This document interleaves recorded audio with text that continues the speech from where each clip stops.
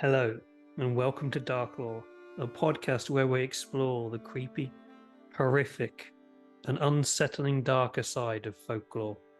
I'm David, and I'm a darkly inclined storyteller, folklore enthusiast, and RPG designer. I'm Tracy, and I'm a folklore researcher, author, and practitioner working to bring folklore into everyday life. Please join us as we get lost down twisting paths of lore, myth, and strange tales of dark magic that can never be fully known. Hello, and welcome to episode 2 of Darklore. You seem to like episode 1, so we're going to continue doing it, aren't we? Yes. Yeah, it was really a lot of people downloaded it, and it's doing better than a lot of my other episodes do in the first 7 days after only 4 days. So it was exciting. So apparently you guys are as dark as we are. Yay! And so we're going to do some more darkness. Because we're coming up to that time of the year, or in that time of the year, where it gets dark early. So Halloween has just passed, but I have a story to tell. Something wakes me.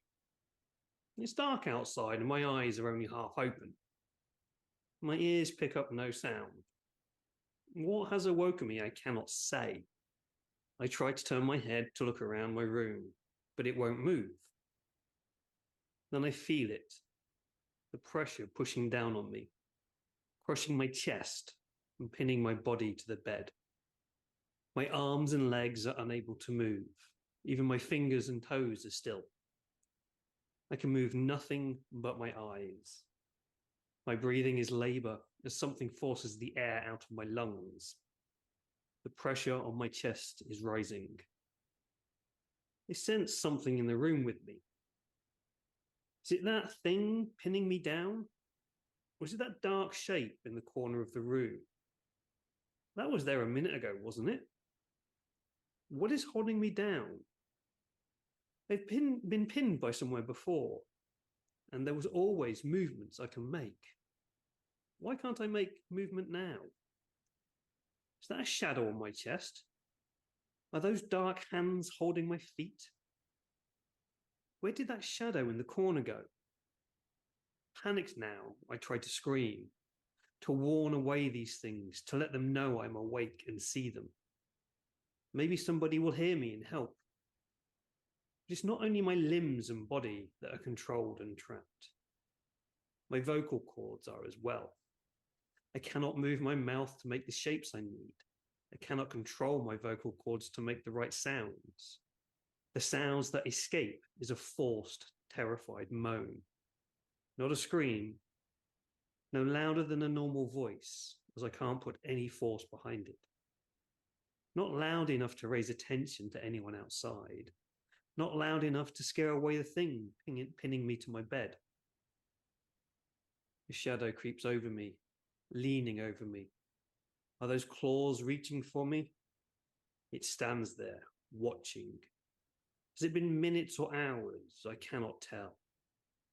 Time has no meaning when you cannot move and all you can do is try and scream. Feel the cold sweat on me seeping into my bed covers. I want to shiver, but am unable to. I am scared. I am terrified. This makes no sense. The next thing I know, my alarm is going off and I wake up with the memory of a last night. There are no shadows in the corner, there is nothing pinning me down, and I can breathe and speak easily again. My throat is a little sore and hoarse from the attempts at screaming, the bed still damp from my sweat. So, that is a true story. This has happened to me multiple times in my life.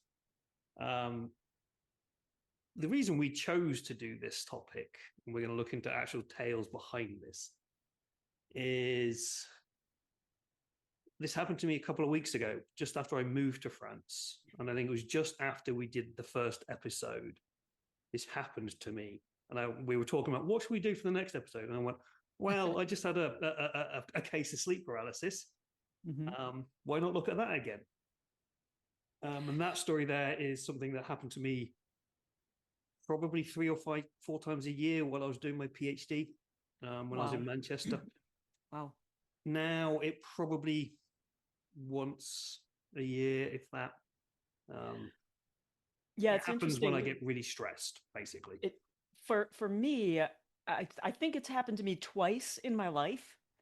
And the first time was I was living alone in an apartment for the first time ever. And I was in my 20s and I just like had moved out, roommate, and the person across the hall from me was very, very ill. And he had gone into hospice. And so there was never any kind of noise coming from over there, right? And for some reason, I decided to take a nap one afternoon, and which I never do. And I woke up to what I thought was the sound of someone trying to break into my apartment.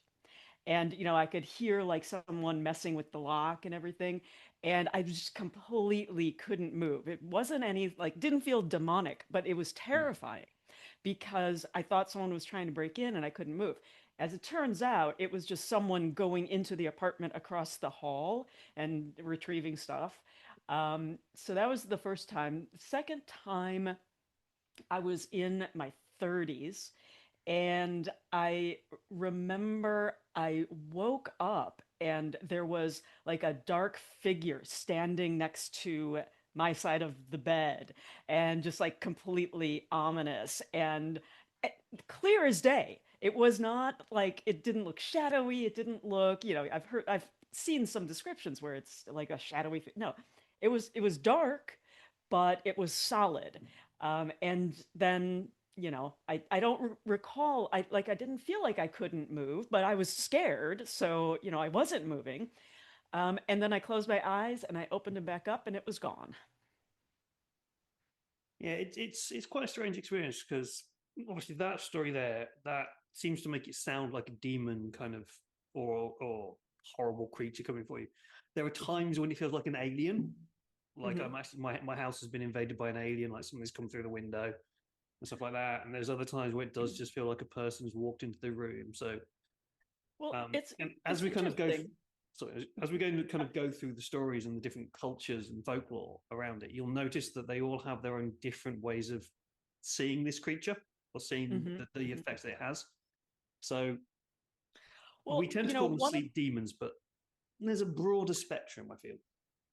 one of the things that I discovered that I didn't realize before is that there is some speculation that people who experience alien abductions, that is a sleep paralysis hallucination. Yeah, yeah, And so, and it has to do with particular chemicals in the brain that causes this phenomenon where you yeah. have, like, and that's Lucid what dreaming. you're seeing. Yeah, Yeah. yeah, Yeah. yeah. There has been scientific studies. So when I originally did my first episode on this, I did have a load of notes on these, but I didn't Hmm. actually go into it because it's a folklore podcast and not a science podcast. And I've lost all those notes, except I had notes that say I had these notes somewhere, and what they are. But yeah, It's like a research. meta note. Yeah, it's all in the metaverse now. Um, but yeah, there's kind of connections to possibilities of lucid dreaming. Uh, Hmm. there's connections to narcolepsy, um, Now, which which would interestingly, which would be that interestingly with the alien abduction side, because if you're in the middle of a street at night, right. not in your bed, and you have this kind of experience, it would explain that kind of side of it rather than just um, you fell asleep in the street and or at home Right. and you thought you were in the street but you weren't. Well, interestingly, even though I've only had a couple of incidences of sleep paralysis, I used to lucid dream every single time I fell asleep. And as it turns out, my because of my allergies and stuff, my brain chemistry was a little bit off, and it was producing too much of a particular chemical, which meant I never really fell fully into Mm. sleep. And so I was always a little bit awake, but I was exhausted because I was never really falling fully into sleep. And so when I would have dreams, I would, absolutely know and be Yeah. because I was still sort of aware. I wasn't, and I miss it, man. Lucid dreaming is fun. Yeah, but it can be fun. But it so one of the big things that separates kind of ideas like that, the lucid dreaming that you're experiencing, and what we term sleep demons, is the Hmm. paralysis side of it. Right. And this tends to come directly from a disturbed REM sleep. So if you're Hmm. in the REM period of sleep, your body does tend to lock up, so it doesn't hurt itself. Hmm. And most people just usually feel as just have this paralysis. But one thing you'll notice within that story that I told, I cannot speak. I can only Hmm. kind of make, and the best way that my brain can kind of think about it. Obviously, I've never recorded it. I've never had, and I've had people tell me the sound, but it sounds. I'm going to try and recreate the sound Oh in the best boy. way that my brain can physically and my body can physically think about it. But it's kind of like a.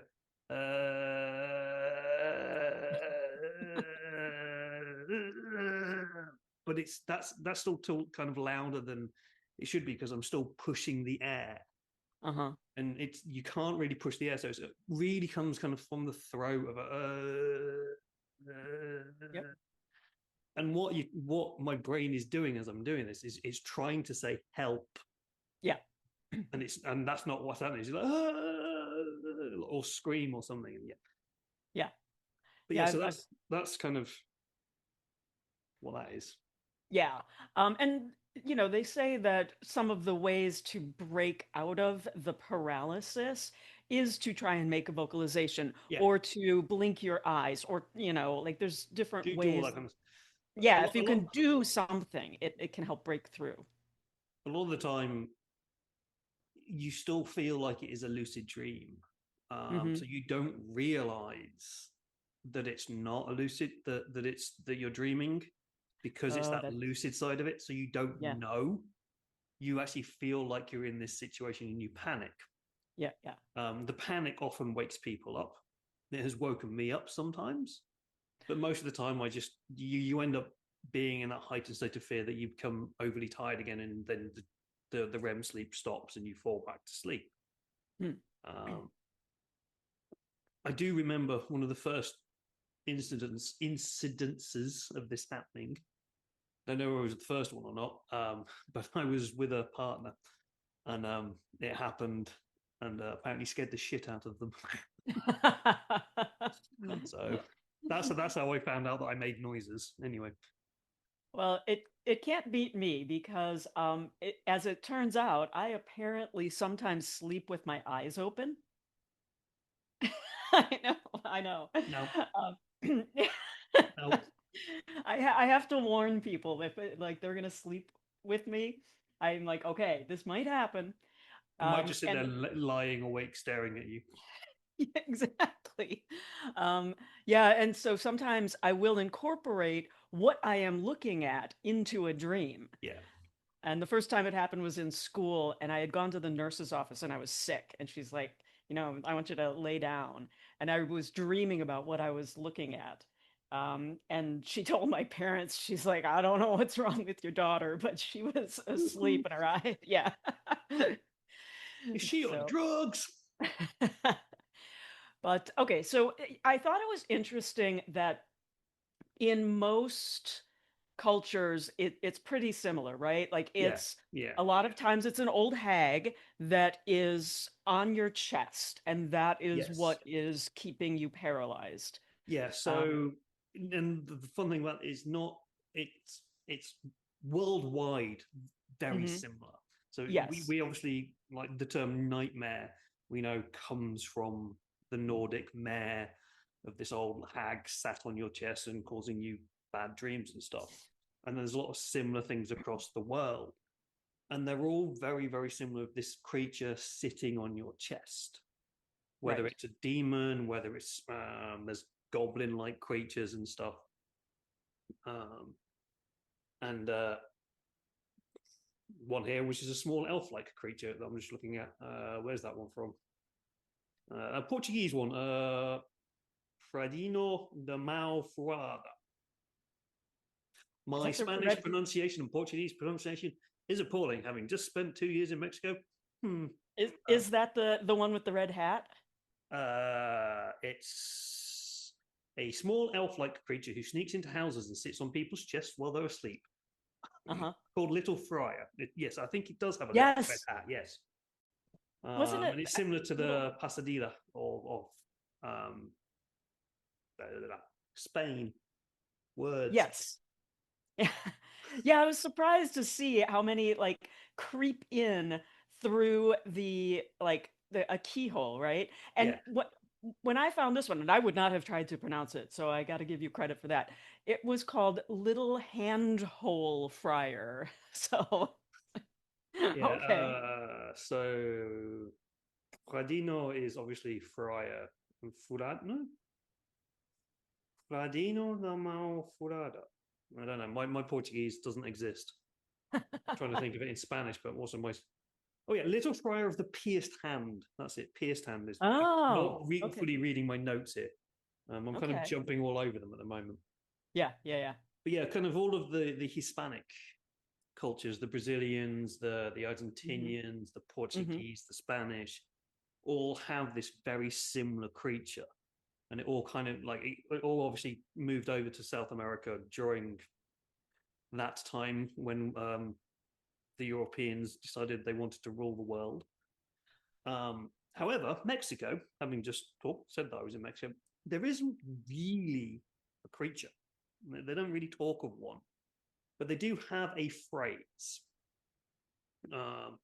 that they say, which is "Se me subió el muerto," meaning the dead man got me. Okay. I got the jitters, if you want to do a literal translation. So I got the jitters or the creeps. So you know how we get those, but you get that going to sleep. Yeah. So that's what they say in Mexico. But yeah, so there's all sorts of similar creatures that are like that. So you've got the Little Fry there. If we go to, this is one of my favorite ones. I've got to find it. Where is it? There is also a German one that crawls through the keyhole. I kind of like the tiny little ones. The tiny ones, yes. I'm trying to. Where's it? My notes are all moved around and stuff. There's a word that I can't think of. I'm very tired today. People could. As we're talking about sleep, I did have had a couple of nights of really bad sleep, and it's not because of sleep paralysis or anything like that. But it's Persian. It's a Persian one. Where the hell have my notes on Persian stuff gone? Seems to have disappeared from these notes. Oh no, they're there. It's right in front of me.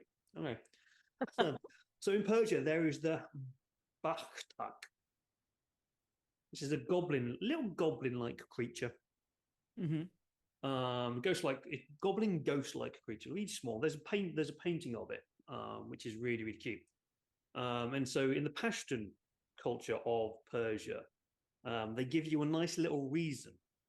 So they call it an ifrit. So we call it goblin, but it could be a demon or ifrit. And one day we should probably look at ifrits and things. But there's a lot of folklore within the folklore of sleep paralysis. Because 99.9999% recurring times you wake up. You don't die from this. Right. It's not something that kills you, but it feels very malevolent and feels like something is trying to kill you.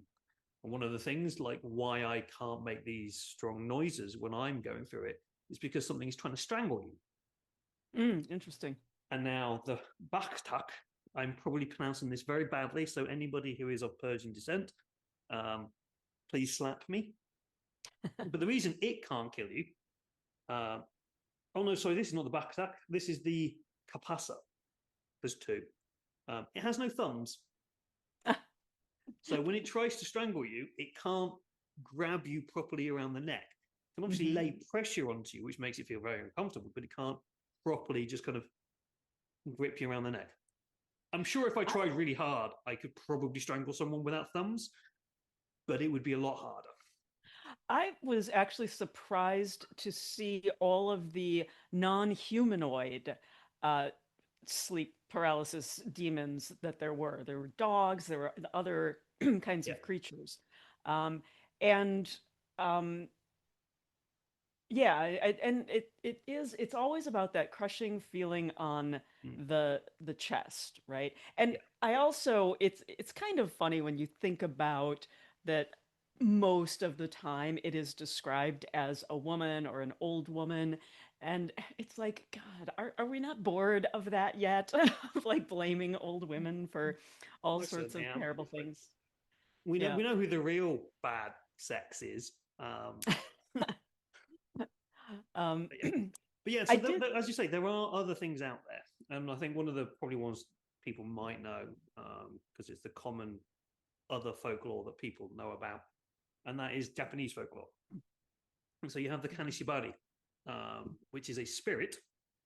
Now, usually in folklore of sleep paralysis, um, the demons come to you for shits and giggles. Um, Right. they're there because they're malevolent assholes and they want to hurt you. The Hmm. kanishibari, and there are um, there are names in Chinese and Japanese, not Chinese and Korean, Hmm. but I cannot remember them. Let's see if I can find them. Give me a second. I had them up here a minute ago. So we've got the Quishin and the Thiam, which is of Thailand. Um, these are not kind of actual spirits and demons. In Japanese, we'd probably call them, was it Tsukimono? Something like that. I can't remember the actual name of them now, but they are possessed things. Okay. And in the Japanese belief, it is a metal chain that is summoned by a priest to attack you. And the chain could be possessed by a yokai or a ghost, and is Okay. then wraps you up at night to pin you down.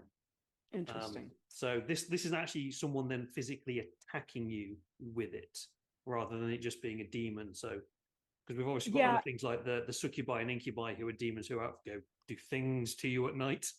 right, right. And in that case, of course, that the incubi is male, so that's Yeah, for but once. there is another uh like uh, occurrence like what you've just described, where it's a person that is attacking another person. And that is, I found that from the Canadian Inuit. Yes. And so it's, again, immobile, you can't speak, you have hallucinations, but they attribute this to a shaman Yeah. who are like, you know, attacking another shaman. And there are like specific spells that they have that a rival shaman can spiritually attack their enemies. And it it exploits a connection between the body and soul, Yeah. apparently. I've And got the so, name of it written down here, and I'm not going to even bother trying to pronounce it yeah, because I've got it it's an written down oral too. tradition, and I want to respect their oral traditions by not Yep. butchering their oral Yeah, traditions. that's why I didn't say it because I've got it written Yeah, down here too, and there's yeah, no way. it's yeah. There's no way, but yeah, it's. Yeah. I tried to see if there was anything talking about oral traditions and traditional things. I did because we know that the native tribes in Australia Mm. believe that we are in the dreaming, that we are actually now sleeping. Yeah. So I Yeah. tried to Yeah. see if there was anything that might be available for us to talk about. And I couldn't really find anything in the stuff that was vaguely talked about. I didn't feel I was in the right position to portray. So um, I'd be intrigued if there is anybody out there who knows anything about it. If I'd be intrigued to know if they have beliefs over sleep demons and what it is. Hmm. But yes, so we've got that. And as we say, like go anywhere. You go to Southeast Asia in Cambodia, Laos, Thailand. Right. They all have similar creatures where something comes in, pins you down. It can be a ghost, it can be a spirit, blah blah blah. Yeah, I think it's we should touch on the fact that the earliest writings that we think that we've found about this phenomenon Yep. comes from Mesopotamia. Um, Yes. and that's about 2400 BC. And that was the name was Lilitu, and definitely attached to Lilith, who, of course, was supposed to be Adam's first wife, Yep. and who is said to have become a demon once she rejected him and was sent out of, the Garden of Girl Eden. power. Yeah, yeah, I'm like, that I've heard that story. And what happens is she's like, no way, I'm out of here. Then, Eve comes in, right? But then Lilith comes back and is like, Eve, what are you doing? Like, come with me. I'm out here partying, having fun. So it's like, I don't think she turned into a demon. I think it was just like, bad breakup, and Adam's all like, ugh, she's a demon. Yeah, well, I do have a very long, I think it's two-part episodes on my own Mm, podcast where I delve into the history of Lilith. yeah. And Uh, there is quite a lot of, I don't really delve into it, but there is some quite clear woman refused man, therefore man is going to write the story that she is a bad person in it. It's why we see in modern society that Lilith is kind of seen as this feminist icon. So we do kind of touch about a little bit on that, but like in modern yeah, I society, Lilith has definitely taken on a feminist icon point of view and is seen as a powerful absolutely. Yeah, female spirit. back in the day when I was still blogging, I wrote up the story of Lilith, and I don't share it much anymore because it was, let's say, it was a little bit cheeky. Um, and there's cursing and stuff in it. So, but yeah, and it was definitely a feminist take on it, and it was a lot of fun to write. But Yeah, the point being that, tied to her being a demon, female demon, rejecting the man, and this is the earliest that we have yeah, found to date yeah. She like about, well, yeah. the Lilitu and the Lilim of Mhm. early ancient Sumeria and Mesopotamian Mhm. stuff. Mhm. Uh, she, in whatever form she was in that across those early stories, would prey on men and women. Mhm. She was a demon to do with childbirth. She'd either protect you or do bad things to the children and stuff. So, which all, you can kind of see how this all then turns into Lilith, where she has 1,000 demon babies and all the demons are spawn of Right. her, and you can kind of draw the connections. But if we Right. go back as well, and we kind of stay in the same period of time, there is the, again, probably going to get this wrong, Alu, ALU. This is Mhm. from ancient Syria. Yep. I'm on multiple pages in websites here, so I've got all different things. And this is And again just a demon that attacks you during your sleep, and it does it for right. fun. Has Right. no mouths and ears, um, and it's connected. And you find as well, just not within Assyria and that you've got Right. Acadia, Samaria, and as we said with Lilith, you've got the Galu and the Lilu, and they're all very very similar because they come from this ancient Mesopotamian, similar cultures, Right. similar views. As we go forward, we can then get And some other things. So and we also had, like, in Egypt we had the jinn, right? yeah, And sometimes sleep paralysis is attributed to the jinn. So, back to a supernatural creature outside of you that is, malevolently throwing this energy at you. And, they can give you nightmares. They're associated with madness, and they can even possess a yeah, sleeping person. So you see that there as well. yeah. Again, it comes. If we go through the jinn, you can go onto the Islamic side, and we've got the Ifrit, which is the Islamic Mhm. demons, Right. and they all kind of it all stems from this ancient similar area of Sumeria and Persia Right. and Mesopotamia. Right. where they all kind of share things, and then they, as we know, it's cradle of civilization. Everything kind of spread out from there. We took our stories from there, which is where we get the hag, which is a similar kind of creature, and all sorts of things kind of stem from it. Mm-hmm. What else have we got? There's something else that I wanted to talk about. We've got the Polish, and kind of Oh. that region. Again, very similar as always. There is the mayor of Poland, and it's called the Zmor, ZMOR. So any Polish people out there, or any Eastern European people out there, again, slap me for pronunciation. It's connected to a goddess or Mm. demon from the religions of Slovak regions called Marzana. And this tends to be a person. The person can turn into this Zmor, Mm. or become possessed by one, and so they have these troubled sleeps. Okay. And you can usually tell them. And now, going back to the whole women thing, seventh daughter can become a Zmor or a mare. So kind of connects to the seventh son of a seventh son, which is a thing. It's just a different version of it. It's not the seventh son being a wizard and magical and good. This is the seventh daughter, so therefore, obviously, female is bad. And connected to a demon goddess of winter, bad, because men control the world and think women are bad. So I've actually got one that, yeah, I've got a story that I found that is similar in the way that it presents to the, not being able to move, having a demon on your chest. But the backstory on this is super fascinating to me. And this is from Nigeria. And Yeah, it's specifically like Southwest Nigeria, the Yoruba people.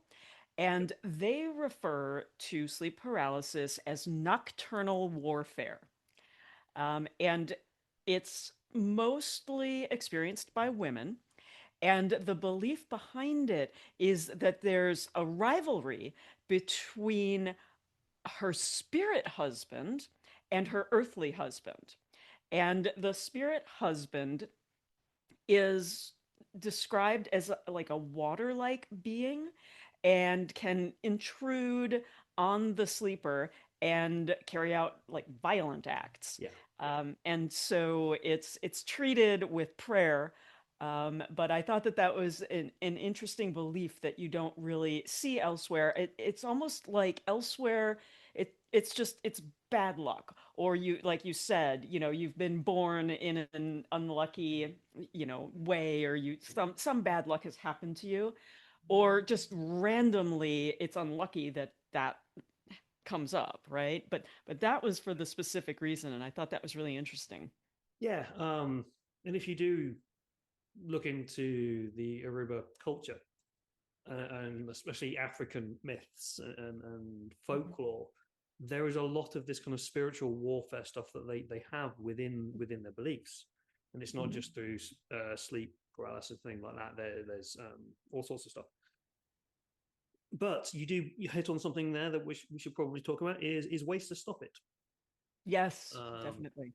so with that specific story of modern take is and you'll see this in a lot of them, is pray to your Christian God, Yeah. because it's a devil, and therefore you must have God on your side. Um, but I know you said you had found some things on this. I've got like Yeah. 3 or 4 things, but there's no real backstory as to why. But I'll let you take this.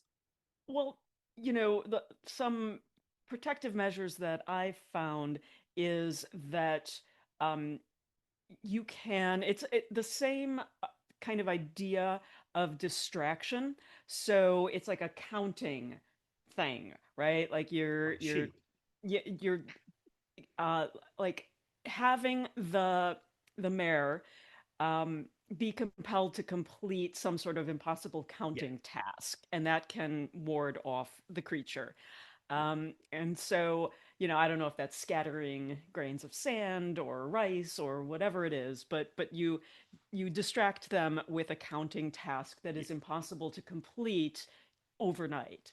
yeah, it's Um, like the one of the oldest tales of the devil, like the devil and the mhm. blacksmith. Right. It's like Yeah, yeah, you can have my exactly. soul, but first you've got to catch my breath, Yeah, and you give them in the impossible task like that. Yeah. yeah. Still think it's a great one. Yeah, and of course, like we see everywhere around the world, charms and, spells, Evil and eye. yeah, you can place sharp objects nearby, Yeah. use holy symbols, near the sleeper, and that will deter the entity. So, regular protective magic that we see all over the place. Like Um, if we talked about Lilith earlier, mhm. I may be wrong on this. I may be very wrong on this, but there'll probably be people who will know this better. But incantation bowls to Lilith. Hmm. Um, I think some of those might be connected to it and stopping incubi and succubi. I know Yeah. specifically the Lilith incantation bowls are designed to protect the house from Lilith and protect the newborn baby or protect the pregnant woman, especially during sleep. But Hmm. so there's ancient things. Go look at Esoterica on YouTube. Dr. Justice Yeah, does. He talks a lot about them. I didn't find anything about the bowls, but I certainly found the connection between the incubus and the succubus and Lilith.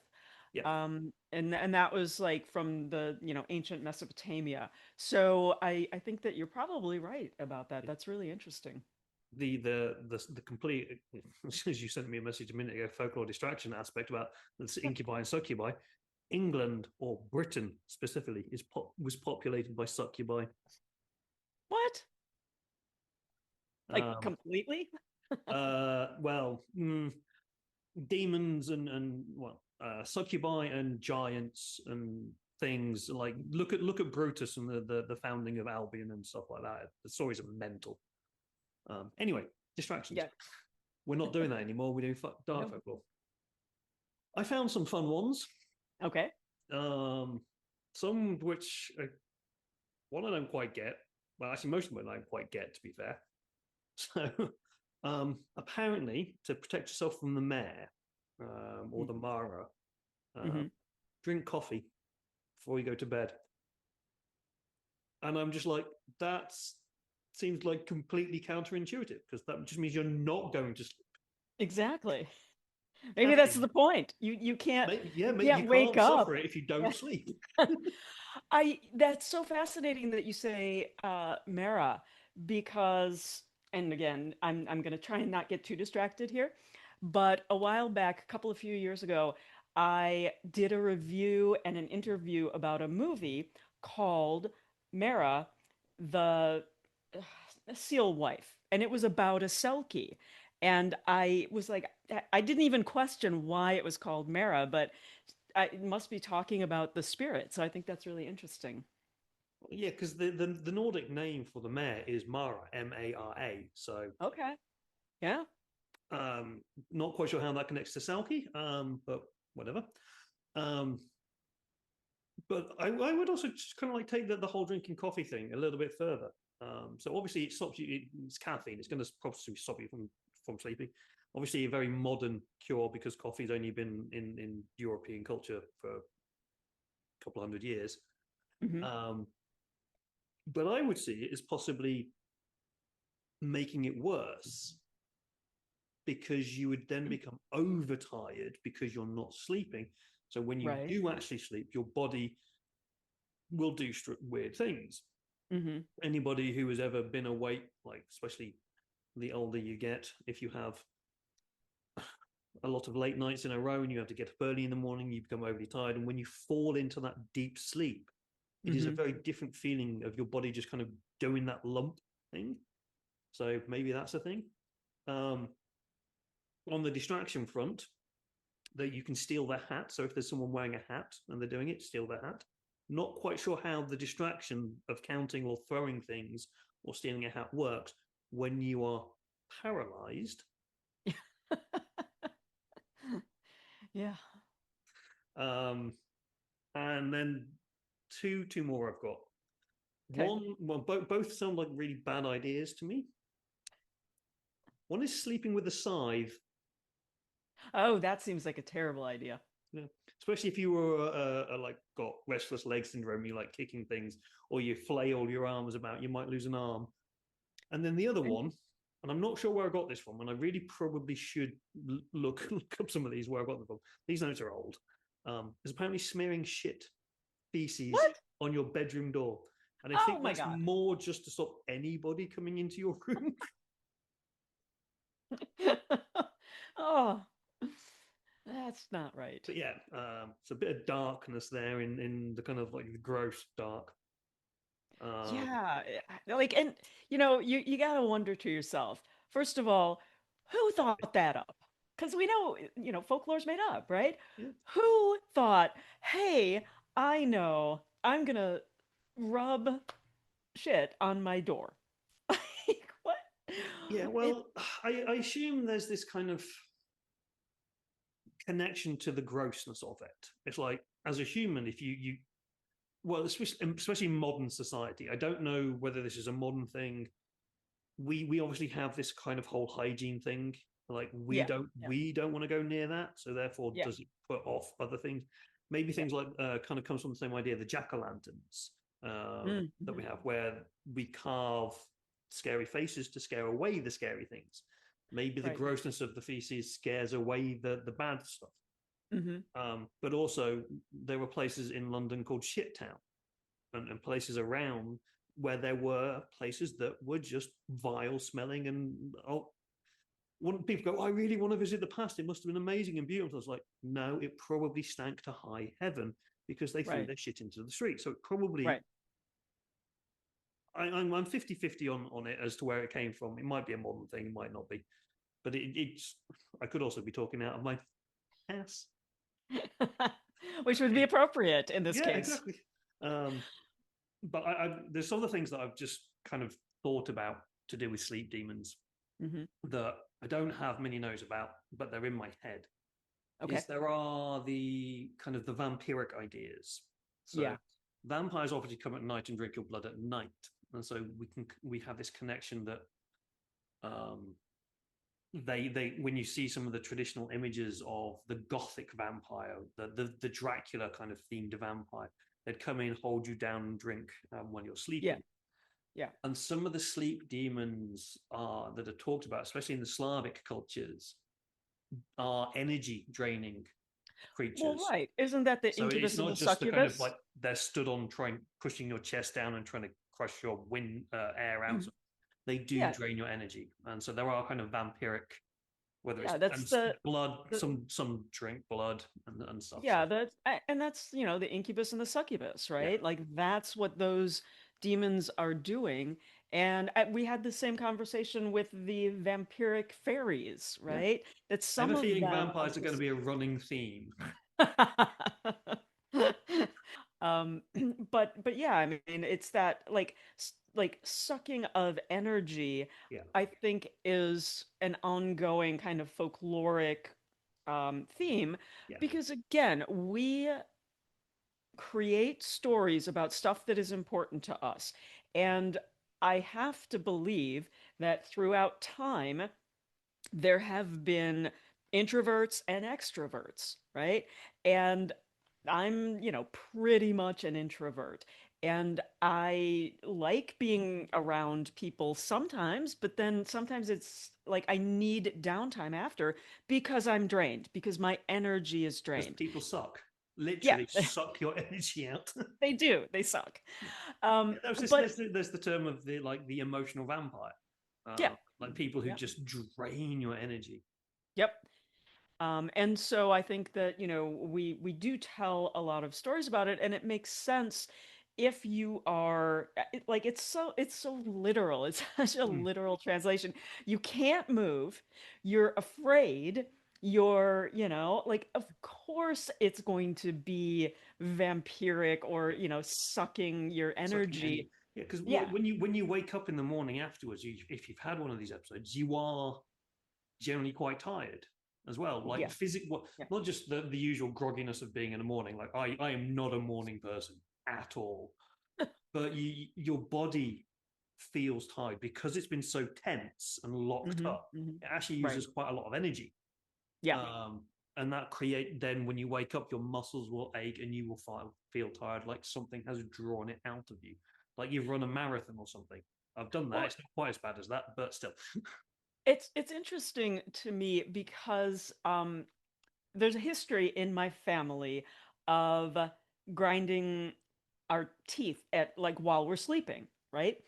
And it's always been kind of a concern, and my dentist is like, he checks like my muscles on in my jaw to make sure that they're not overdeveloped, Yeah, because he's concerned that I might do that, because what he said was you exert more than 4 times the amount of pressure while you're grinding your teeth at night than you can physically while you are awake. Like you wow. cannot, yeah. And so it's, like, and my father, like his teeth were all worn down because of it. And it's like you can break your teeth because you are clenched down so hard. So it's wild to me that you can have these overwhelming sort of athletic kind of reactions. Yeah, And so when, because like think about just being awake and trying to lock down every single muscle, yeah, and like and you not couldn't. move and not speak and not be able to blink or move your eye. Well, you can move your eye. I can move my eyes usually, but yeah, it's But hard. yeah, like that, like why is it is it more possible for our bodies to do these physical things while we're asleep? And that's really fascinating. Yeah. No, you've just kind of because you just mentioned the athletic thing. I'm going to look at. I'm just quickly googling see if I can find anything on restless leg syndrome and folklore Oh, interesting. because that's not something I've ever thought about. But it's still kind of the same idea. It's kind of the opposite idea. Like you're Hmm. not obviously paralyzed, but you Hmm. are doing stuff. So there probably is stuff out there. In fact, You know, according to this, there's a lot of websites out there that have information on it, but they seem I to be wonder remedies. if that doesn't go back to like folklore, like being taken by the fairies and Yeah, dancing yeah, until you're exhausted, and those, because I have had restless leg syndrome, um, but I also, one of the ways where when I was in school and I'd be bored, I would, be shaking my foot, yeah, mm, or like, like my knee, shaking my knee. And the weird part about that is you never get tired. Like I could do it for an hour without a problem. And I think about any other physical activity of, moving anything, and I wouldn't be able to do mm, that. yeah. So yeah, I don't I've know. just found what would look to be quite a good thing to read, but I'd need to be at work to access it. It's from the Hmm. Oxford Academic Journals. The historical basis of restless leg syndrome. It was first Oh, apparently talked about in the early 17th century, or first described in the 17th century, okay. although there are references in ancient Chinese literature. I've only got the abstract, I've not got the full paper. Okay. But the term restless leg syndrome was first used in 1945. But it does, so there are historical stories that And go all and the way there, back, and there probably are some really interesting things to look at. Maybe yeah, one episode we'll look into it if people want and this. there are stories about, what is that story with the girl that puts on the shoes and she can't stop dancing Yeah. then. And so I think, yeah, that might be a really fascinating episode. Yeah, I was also just thinking like there's probably no connection here, but the jumping vampires in Chinese Hmm. mythology, Okay. the ghosts who bounce around at night, and but that's probably completely differently and probably more related to sleepwalking and stuff. But anyway, Ah, there's probably lots more stuff we can talk about with sleep and the yes. weirder side of sleep, and we can go Freudian and look into some dreams and stuff. We'll not do that. That's philosophy and psychology, and we're here for the fun stories. Maybe. Indeed. I hope you all enjoyed that. That's been quite a good, fun topic to talk about. if anybody out there has any of their own stories they want to share with us about their own experiences of sleep paralysis and sleep demons, find us on social media. We're both there. Our links will be in the show notes, won't they, Tracy? They certainly will. Good. As we are now in our new home over on the Folkloring Pod. So yeah, do feel free to reach out and share your tales with us of your spooky experiences of being paralyzed to sleep. And if you have any other requests for dark folklore, please let us know, because we would love to dive into whatever you're interested in. We have a long list of things, but if you have something you really want us to talk about, let us know, and we will definitely look at that first over the random 10 pages of notes that we have. But cool. So thank you very much, everyone. Hope you enjoyed it. I say links to our social medias, our separate social medias, in the show notes. And don't know what we're talking about next episode, but look forward to it. Bye-bye.